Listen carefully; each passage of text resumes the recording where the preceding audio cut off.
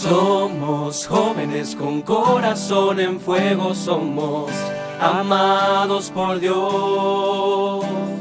Somos jóvenes con corazón en fuego, somos amados por Dios. Hoy, en un día más, donde nuestro Señor Jesucristo y nuestra Madre Santísima nos regalan, con ese regalo tan precioso que es la vida, y de tantas bendiciones que ellos nos otorgan día con día y momento a momento. Hoy tenemos una bendición más, un regalo más, y uno de ellos es que nuestro Señor, en su gran amor y misericordia, nos permite hoy poder estar con nuestro pastor, con nuestro amado y querido obispo de nuestra amada diócesis, San Francisco de Asís. Para el movimiento de renovación carismática católica, esto es una bendición y un regalo inmenso y precioso, ya que la voz de nuestro pastor es nuestra guía y lo más importante y la conducción más viable que podemos tener nosotros como católicos y como carismáticos. Querido Monseñor, Señor me lo bendiga, verdad que gusto, muchas gracias por este espacio, verdad por este momento que nos da y nos regala como nuestro pastor a nuestro movimiento de renovación carismática, verdad. Gracias por permitirnos, Monseñor, poder estar y poder platicar sobre este 14º Encuentro Nacional de Líderes Juveniles, que como regalo del Señor, y gracias a Dios y a su aprobación y venia, Monseñor, se va a poder llevar a cabo este año acá en nuestra diócesis San Francisco de Asís de Pitián. Bien, sí, con mucha alegría y mucha ilusión veo que ustedes se acercaron pronto para lograr hacer camino para que esto fuera posible. Así que aquí estamos, ¿verdad? Gracias, Monseñor. Asimismo, pues queremos aprovechar este espacio para poder dialogar un poquito y así nuestro pueblo católico y asimismo nuestros hermanos del movimiento de renovación carismática puedan darse cuenta y conocer sobre cómo estamos trabajando, lo que se está llevando y cómo hemos estado con esta cercanía también, ¿verdad? Y lo que usted cómo nos ha ido conduciendo, Monseñor. Y asimismo, pues, escuchar esas palabras de pastor, pues es muy importante para nosotros, para irnos conduciendo e ir caminando, ahí sí como los discípulos de Maús, ¿verdad? Ir en esa plática, en esa escucha cuando iba Jesús con ellos, y así escuchar nosotros de esa misma forma la voz del pastor.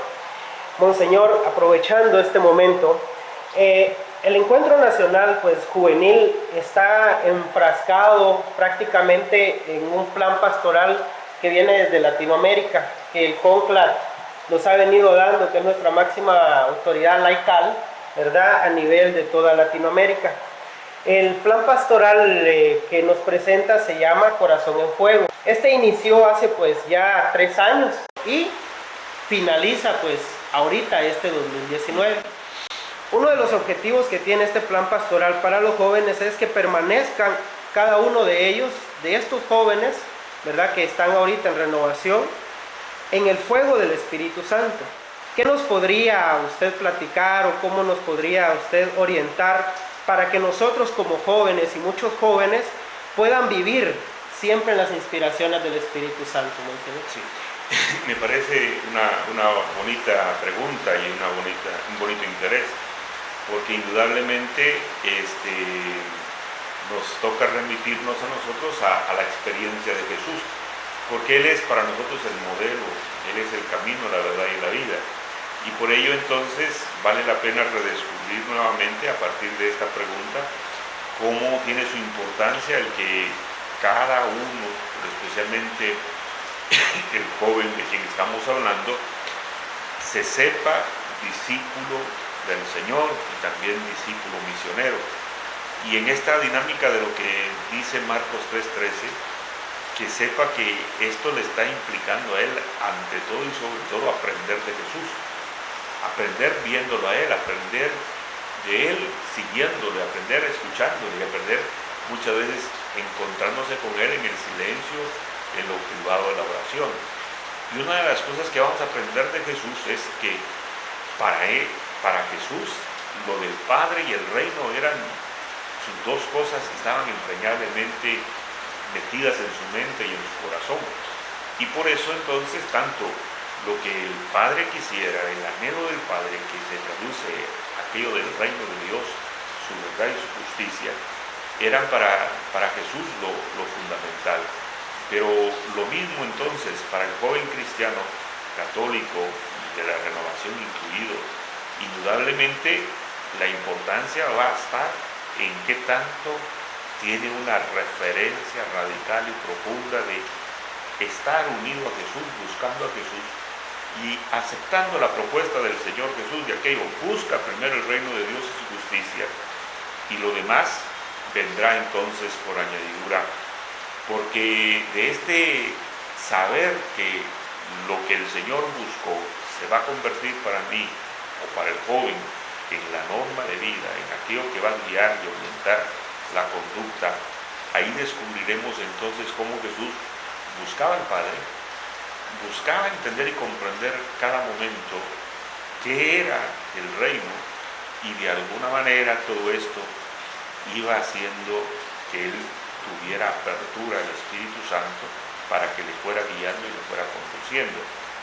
Una apertura que se vuelve docilidad, que se vuelve descubrir que tengo a alguien que está conmigo, que me acompaña, que ya no es solamente Jesús, también es el Espíritu, que se vuelve fortaleza, pero que también se vuelve facilidad de palabra, de testimonio, que se vuelve coraje, valentía.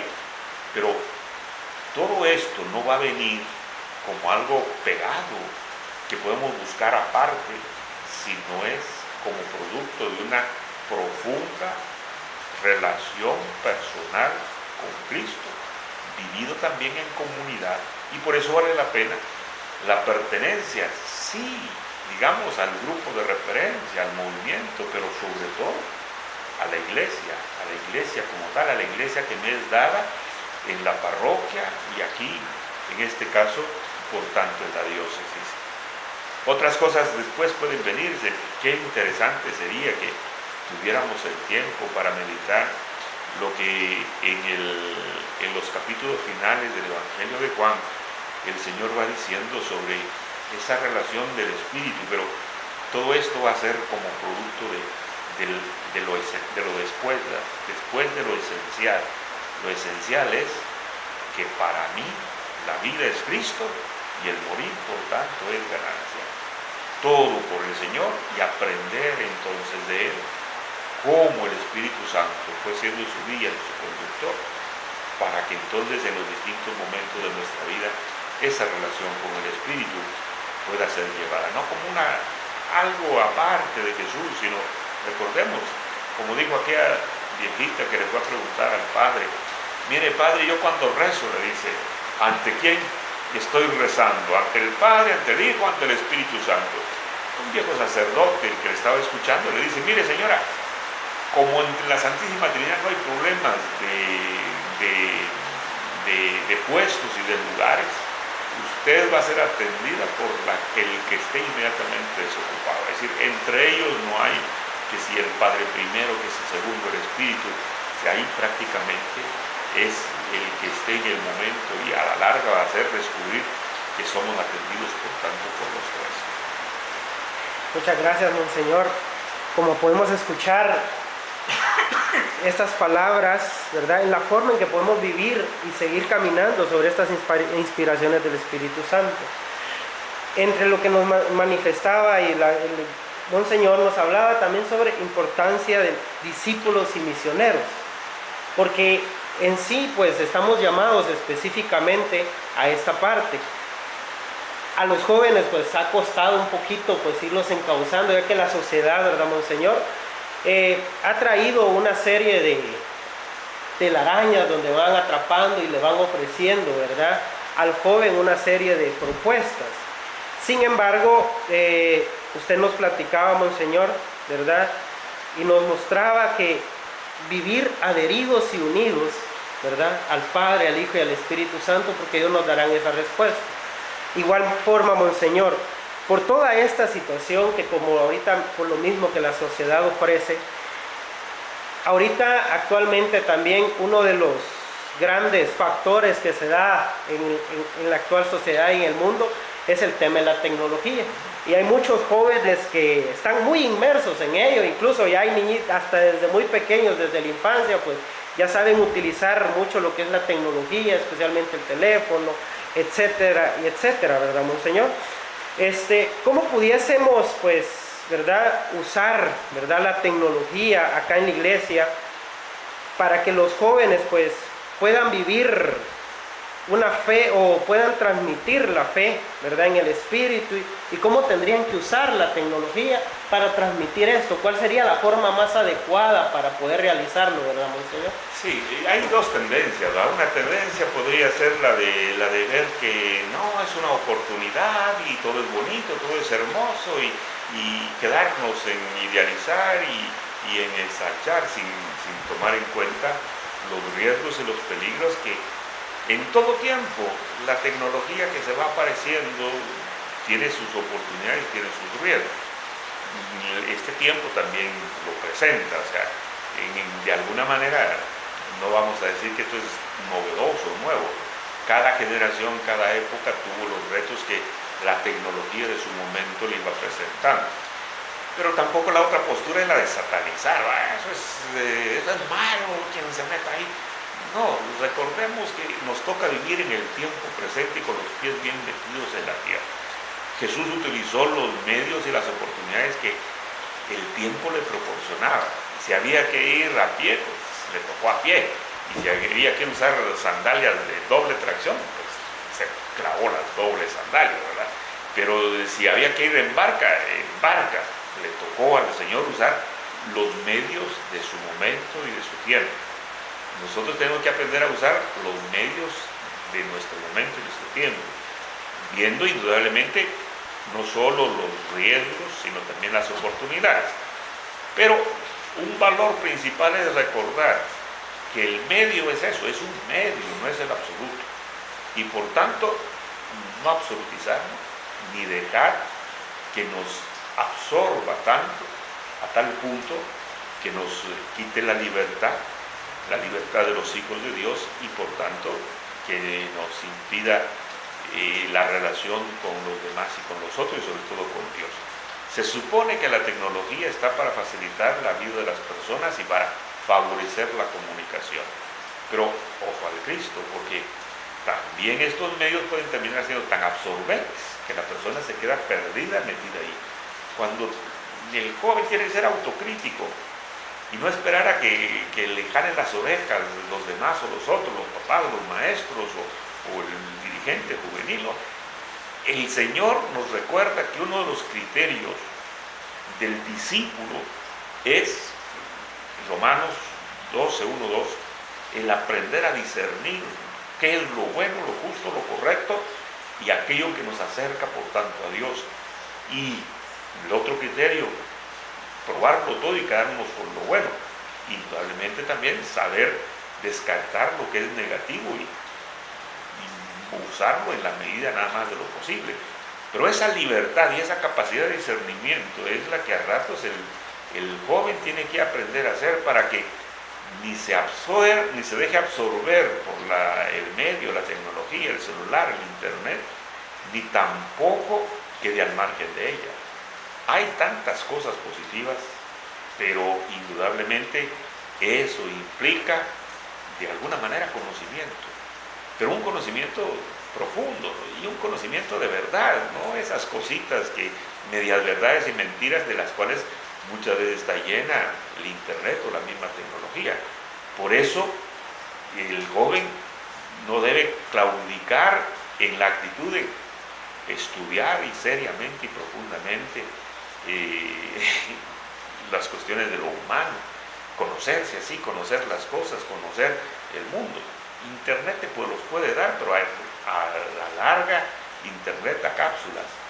Internet no forma el sentido crítico, no forma el temperamento, no forma la madurez, no te da criterios. Eso es trabajo y empeño, por tanto, personal. Y recuérdate, cómo de alguna manera el Espíritu, al hablar a la conciencia de la persona y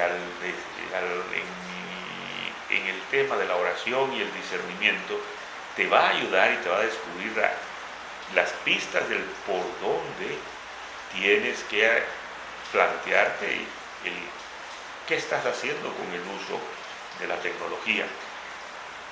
Nuestros abuelos aprendieron que un criterio muy bonito para crecer en la vida espiritual era el examen de conciencia diario.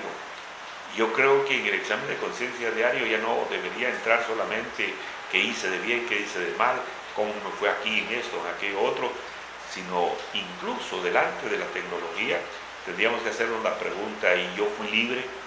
¿Me dejé absorber? ¿Fui esclavo? ¿Fui solamente esponja que asumió lo que me están dando? ¿O de realmente me estoy planteando qué es lo bueno y para quedarme con ello, y también qué es lo negativo para cuidarme y saber descartar o tomar distancia de lo que se nos está planteando? Y valdría la pena que esa pregunta el joven se la pueda hacer, para que entonces así pueda plantearse la necesidad de recordar: esto es bonito, es bueno, es interesante, pero también tiene el riesgo de esclavizar, tiene el riesgo de absolutizarse, tiene el riesgo de que en un determinado momento tranquilamente puede constituirse en el interior de la persona en un ídolo, en un semidios, o puede transmitirnos imágenes deformadas de Dios y por tanto de los demás y de nosotros. En este sentido, valdría la pena hacerse la pregunta: en el uso de la tecnología, del internet, del celular, ¿eso me acerca más a las personas? ¿Cómo el uso de estos medios me hace más persona a mí? Y hace que mis relaciones y mi trato con los demás sean más hondos y más profundos. Si vemos que el uso de la tecnología lo que está haciendo es levantar muros, y no los de Facebook, sino muros de relación, entonces indudablemente hay un algo en que se nos está diciendo: este medio te está absorbiendo y te está aislando y te está volviendo una isla, te está volviendo un autómata. Y recuérdate, el Señor quiere salvar a las personas, no a los celulares, no al internet, sino a las que están detrás, y por ello te quiere libre, maduro y responsable. Claro, no, Señor. Bueno, pues hermanos y hermanas, pues acá seguimos en diálogo pues con nuestro pastor, ya rumbo al 14º Encuentro Nacional de Líderes Juveniles. Asimismo, Monseñor, quisiera consultarle y preguntarle cuáles son las expectativas del 14º Encuentro Nacional de Jóvenes de Renovación Carismática Católica que se va a celebrar acá en nuestra diócesis. ¿Qué expectativas tiene? Indudablemente que es una oportunidad para que jóvenes de toda Guatemala y algunos otros lugares vecinos nos visiten, conozcan esta diócesis, nuestro camino y también nuestra forma de acercarnos al Señor. Pero también es una oportunidad para que nuestros jóvenes convivan con otros jóvenes y se den cuenta de que también la juventud ahora es capaz de abrirse a los valores grandes y profundos, al misterio de Dios, y de responderle con generosidad, como lo hizo Juan, como lo hizo Pablo a su tiempo, a su momento, como lo hizo Bernabé, como lo hicieron los jóvenes, aquellos que fueron tocados por Jesús en su momento. También ahora hay jóvenes que, guiados por el Espíritu, se abren aquí y en otras partes y otros rincones de nuestra Guatemala para convivir. Y que esta convivencia, este encuentro, les ayude y les anime a no quedarse encerrados en pequeñas cosas, sino a descubrir la catolicidad de la llamada que el Señor nos hace. Por eso no hay que perder esa catolicidad, es saber que el Señor nos quiere cristianos católicos, cristianos con corazón universal como lo tuvo el Hijo de Dios, que se encarnó, sí, en una cultura, pero para poder abrirse a todos los hombres y mujeres de todos los tiempos. Y por eso, cuidado con aquello que pueda encerrar tu catolicidad, aquello que pueda significar quedarte encerrado en pequeños grupos, en pequeños esquemas, en pequeñas misiones, sino al contrario, descubrir cómo en ese seguimiento del Señor Jesús, en esa apertura al Espíritu, en esa docilidad al Padre, el Señor nos invita a tener precisamente un corazón universal como el del Señor Jesús. Gracias, Monseñor. Entre el plan pastoral de Corazón en Fuego, donde se ha venido trabajando, ¿verdad, Monseñor? Buscando toda esta parte, hay un apartado que habla sobre la teología del cuerpo. Esto lo está enfocando especialmente pues, a los jóvenes para proponer respuestas a la vivencia en el campo del noviazgo, sexualidad y afectividad, ¿verdad? Monseñor, ¿de qué forma cree usted que esto vendría a ayudar a los jóvenes de este tiempo, de la actualidad? Es redescubrir la riqueza de lo que significa el ser humano, la persona humana, hombre o mujer. Y redescubrir de que los dos, hombre y mujer, somos una genialidad de parte de Dios, una maravilla, algo extraordinario, ¿verdad? El Señor no está pensando en un modelo único y que de los demás todos son clones de lo mismo, ¿verdad? El Señor piensa, como lo dijo el Papa Juan Pablo II, en cada uno como seres únicos e irrepetibles. Unos únicos e irrepetibles, insistía el Papa Juan Pablo II. Y un elemento esencial de la vida del ser humano es la sexualidad en sentido amplio y profundo como debe ser, no reducida a la genitalidad, ni mucho menos a las relaciones sexuales antes, fuera o dentro del matrimonio, sino la sexualidad en sentido amplio y rico de la persona humana, como aquello que nos ayuda a ser hombre o mujer, por eso a partir de nuestra identidad sexual, cosa que está marcada no por una decisión personal, yo decido ser esto, sino es regalo y don de Dios. Cuando el Señor dijo, hagamos al ser humano hombre y mujer, y a los dos los creó a su imagen y semejanza. Maravilla de parte del Señor. Y esto significa entonces ahondar en la riqueza que la sexualidad significa, como visión de las cosas del mundo, también de Dios, de los demás y de los otros, desde el lugar en que cada uno se encuentra en su naturaleza de persona, como hombre, como mujer. Pero también es una tarea, y aquí creo yo que muchas veces hay una materia pendiente, yo diría a ratos, no sé, no quiero ser pesimista, si de menos 60, ¿verdad? Pero a ratos hay una tarea, porque hay una propuesta del espíritu del mundo que nos está diciendo y haciendo entender, como que dice que ante el impulso del sexo, de la sexualidad mal entendida, lo único que hay que hacer es claudicar y dejarse llevar por las propuestas que Él nos hace. A tal punto entonces que para esas personas es imposible la castidad, la continencia y por supuesto entonces la propuesta cristiana que va del matrimonio único con fidelidad para toda la vida y que nos recuerda todo esto, un trabajo hondo y profundo que significa de que el ser humano es esa unión del hombre y la mujer, refleja una relación tan honda y tan profunda como la de Jesús, que ama a la humanidad y nos quiere redimir, y la relación de Jesús con la iglesia. Algo extraordinario que al apóstol Pablo lo traía pues admirado, asombrado. Yo veo aquí una gran maravilla, decía el apóstol Pablo, y eso me hace buscar el misterio de Cristo y de la iglesia. Por eso, para nosotros los cristianos tenemos una mirada de la sexualidad grande, extraordinaria, inmensa, y aquellos que piensan que la iglesia está diciendo simplemente del reduccionismo del sexto y el noveno mandamiento, que todo es no han entendido nada de la maravilla de lo que es el ser humano y de la maravilla que significa la sexualidad. Pero también desde la iglesia, desde la visión de Cristo, les decimos que aquellos que piensan que ante el impulso del sexo, de la sexualidad, lo único que queda es claudicar y dejarse llevar por el placer desmesurado de la sexualidad o del sexo, nosotros les decimos, están equivocados, no han entendido nada de la maravilla, de lo extraordinario que es la sexualidad y el mismo ser humano. Aquí entonces importa bastante aprender a ver el ideal de persona humana que surge desde Cristo, surge desde la novedad del Hijo de Dios que se encarna, asume Él mismo una de las dos posibilidades, ¿verdad? El ser hombre y vivirla plenamente. Y es más, vivió la opción por el celibato, la virginidad, por causa del reino de Dios, al tope.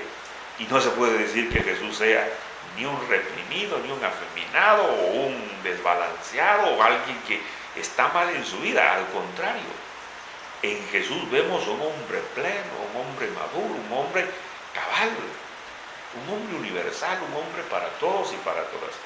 Entonces, por eso mismo, ¿verdad? El redescubrir esta dinámica que se propone, ¿verdad?, de la teología del cuerpo, la teología de la misma sexualidad, y descubrir que hay una riqueza y que lo que el mundo me propone, aunque pareciera, según ellos, que son una opción liberadora y todo, se quedan en esclavitudes y en opciones muchas veces empobrecedoras y a veces reductivas de la misma persona. Recordemos el criterio de Jesús. Él, claro, lo aplicó a otras cosas, pero hoy lo podríamos recordar, ¿verdad? El Señor insistía, por ejemplo, en relación al templo, al sábado y algunas instituciones que para los judíos eran como tan importantes que a rato se volvieron como absolutas. Y el Señor recordaba, el sábado se hizo para el hombre y no el hombre para el sábado. Y lo mismo también, recordar, la sexualidad es para el ser humano y no el ser humano para vivir el sexo de manera restrictiva y absoluta, como muchos lo están planteando, de una manera reductiva, como una fuerza del placer que hay que claudicar entre ellos. Recuérdense, el ser humano es el absoluto, es el mayor. Tanto va, es así, que para el Señor necesita nuestro sí, necesita nuestra participación consciente y voluntaria para muchas cosas. Lo vemos en María, la Madre del Señor, para poder encarnarse, dijo el hombre. Dios necesita que María le diga sí, y en otros momentos de nuestra vida Dios necesita nuestro sí, consciente, responsable y libre. Por eso, interesante, si hay todo ese aspecto del conocimiento de la teología del cuerpo y por tanto redescubrir el auténtico rostro de la sexualidad visto desde Cristo, visto desde Dios, visto desde la Iglesia. Es una oportunidad para que el joven, la señorita que participa y que se forma y se modela desde esta escuela pueda vivir la libertad plena de los hijos de Dios, como el Señor lo ha planteado en su propuesta evangélica. Muchas gracias, Monseñor.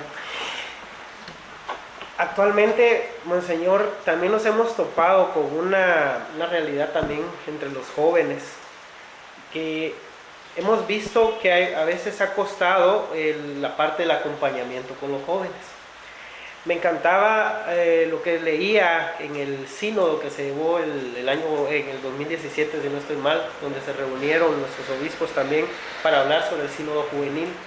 En el documento final, en el capítulo 1, en su inciso 7, nos platica y nos dicen nuestros obispos que el sínodo reconocía la necesidad del acompañamiento a los jóvenes. Sin embargo, también me llamaba mucho la atención, Monseñor, es que ahí mismo, en este mismo inciso, nos habla sobre que debe ser una persona cuantificada y consagrada.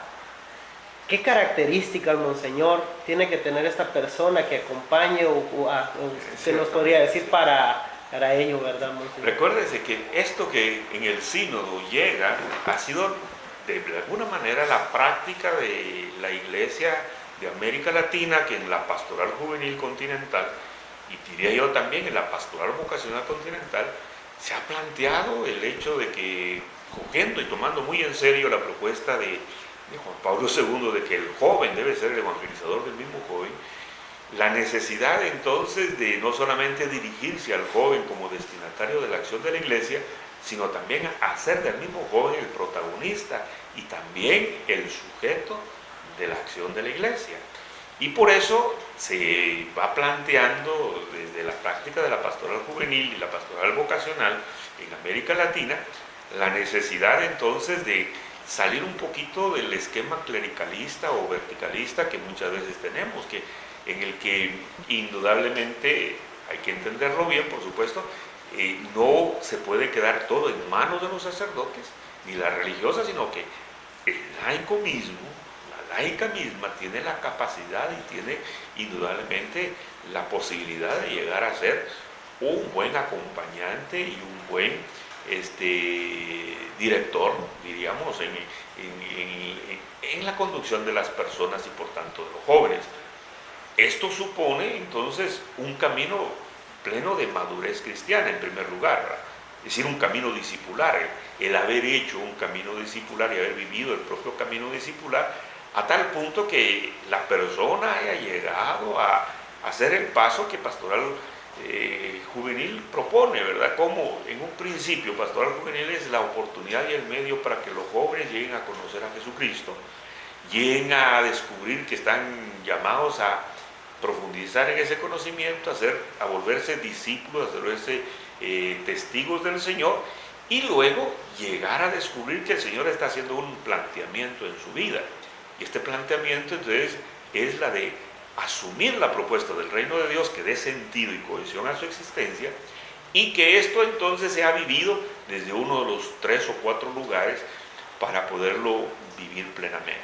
Es decir, el matrimonio como la opción, digamos, como la más normal, la más conocida, vivir entonces el seguimiento del Señor en la vida matrimonial, formando una familia, viviendo el amor recíproco, esposo, esposa, siendo uno para el otro Cristo, siendo los dos los cabezas de la familia, la iglesia doméstica donde se aprende a conocer y amar y servir al Señor. Segunda opción, pues la vida religiosa, la vida consagrada, viviendo los consejos evangélicos e imitando la vida de seguimiento de Cristo, casto, pobre, virgen y humilde, para poder dedicarse a la causa del reino de Dios. En la vida religiosa que es para varones y para mujeres, ¿verdad? Buscando la centralidad del reino, la centralidad de Jesús en nosotros, y mostrando a ratos esa radicalidad de la vida cristiana a los demás miembros de la iglesia, para que cuestione a la vida matrimonial, a la vida laical, cuestione a la vida sacerdotal, a la vocación sacerdotal, y cuestione también a las otras opciones que puedan hacer. Está también, recordemos, muchos jóvenes llegan a descubrir que el Señor está llamando a vivir la soltería para el reino de los cielos. No necesariamente casarse, no necesariamente entrar a la vida religiosa o ser sacerdotes, sino vivir su soltería. Pero eso sí, soltería para el reino de Dios, que no tiene nada que ver con ser solterones amargados. Porque el soltero para el reino de Dios tiene a Cristo y al reino de Dios al centro de la vida, y por tanto hará del reino también su modo de vivir. Esto no es muy común, ¿verdad? A ratos los papás se preocupan y los demás molestan y andan haciendo las preguntas de si no le pasará a esta mi hija o mi hijo algo raro que a tantas edades de la vida no se preocupa. Porque a lo mejor es Dios que le anda rondando en vivir la soltería para la causa del reino de Dios. Es una posibilidad. Por tanto, preguntarse. La otra es hacerse la pregunta por la vida sacerdotal, y luego la cuarta, que también se da, es vivir la viudez también para el reino de los cielos, en la misma dinámica. Son posibilidades. Recuérdense, en la medida de lo posible, va a ser buen acompañante y buen consejero, buen hermano para ir a la par de él, o ir adelante, o ir a ratos atrás, como lo plantea el Papa Francisco, aquel que ha hecho su camino discipular y su camino vocacional y vive su vocación en plenitud, ¿verdad? Si no, tenemos el problema entonces de personas que van a estar queriendo guiar y orientar, pero en aquella dinámica, lo que decía el Señor, ciegos que quieren guiar a otros ciegos.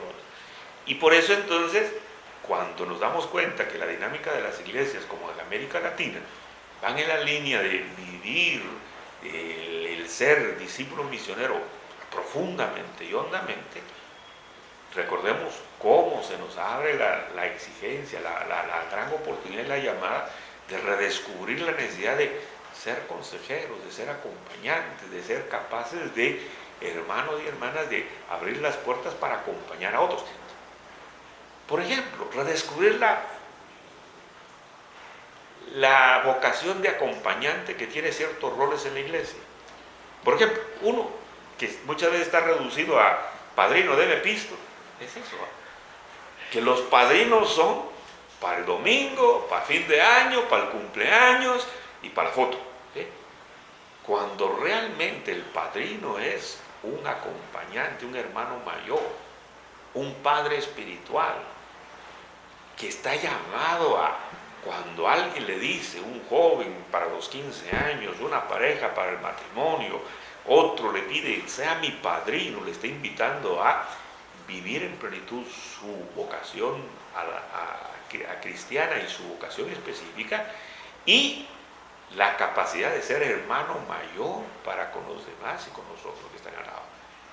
Y por tanto, ¿cuántas veces a la hora de la hora, del estar pensando la organización parroquial en nuestras diócesis, en nuestras parroquias, de la pastoral juvenil o de muchos medios, estamos necesitando de laicos y laicas, jóvenes mismos o jóvenes adultos que van ya pasando no solo de la edad, sino también de la situación que les hace pasar a otro estado de vida cuando ya han hecho sus opciones y habiendo vivido plenamente su seguimiento y su camino discipular, se pueden convertir entonces en personas capaces del acompañamiento. Pero eso implica un cambio de la mirada de la Iglesia, redescubrir lo que el Vaticano II nos está pidiendo, nos pide Aparecida, nos lo pide a gritos el Papa Francisco, cuando nos recuerda que el laico está llamado a tener un protagonismo y no pensar a quedarse simplemente como un ejecutor de órdenes y un seguidor de lo que se diga desde la parroquia o desde la vida religiosa. Y eso hay que empezar por creérnoslo nosotros mismos. El Papa insiste mucho en eso, la madurez laical y el redescubrir cómo el ser laico, la vocación laical es también alguien que construye y aporta fuertemente a la vida de la Iglesia. Esto implica entonces el que creamos. Miren, si leyéramos, retomáramos el libro que nos guió en el proceso inmenso que se hizo en esta parte de Guatemala, en las Santas Misiones Populares, el libro Tu vida es misión, el libro negro y ahora el libro azul que se reeditó, y volviéramos a redescubrir el cómo se está planteando ahí la consejería, el acompañamiento vocacional, el asumir la paternidad, la fraternidad y la paternidad espiritual con respecto a nuestros hermanos mayores, nos quedaríamos asombrados de lo que la propuesta de Santas Misiones Populares nos está haciendo.